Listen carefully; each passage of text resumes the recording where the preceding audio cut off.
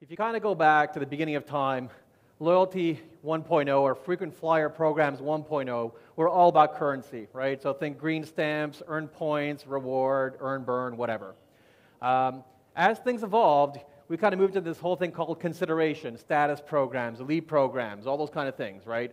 So essentially, it layered on top of currency, and it created a secondary barrier to exit because all of a sudden, the recognition piece became so much stronger than the simple currency piece because people were earning so many miles that the actual utility of every additional mile earned was marginal.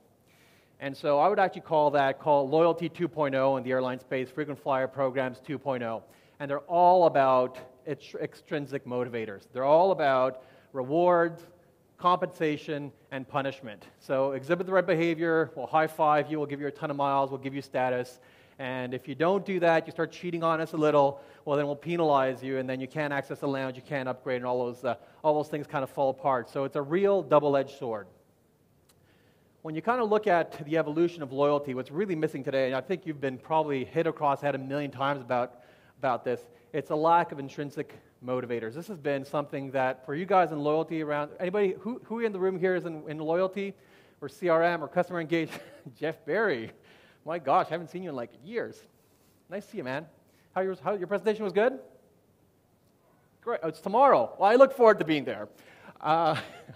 So essentially, for those of us in loyalty, there was a whole mix of soft and hard benefits. We talked about those for a long time. The soft benefits are the things that were above the line. The hard benefits were above the line. And some of the soft benefits were kind of across the board. And when you think about how that's kind of being reframed today in terms of intrinsic motivators, we're really talking about ways to engage with customers in a much deeper way. Whether it's hard benefits or soft benefits, it's kind of irrelevant. So really, we're trying to find ways to actually talk to customers from an appeal perspective, an autonomy perspective, a purpose perspective. So instead of pushing things onto customers, we want to appeal to their own personal drives. And as we look at it from an airline perspective, we look at those two personal drives and falling into two sectors, mainly competition and connection. So competition and challenges here are kind of the same thing. I just need another C to kind of fill in this little box. But frankly, we're looking at ways that people can actually connect with one another, and we're looking at ways that people can actually challenge themselves, or they can challenge themselves and a colleague, or themselves and a friend in their behaviors within the overall loyalty space, either within a program or outside of a program.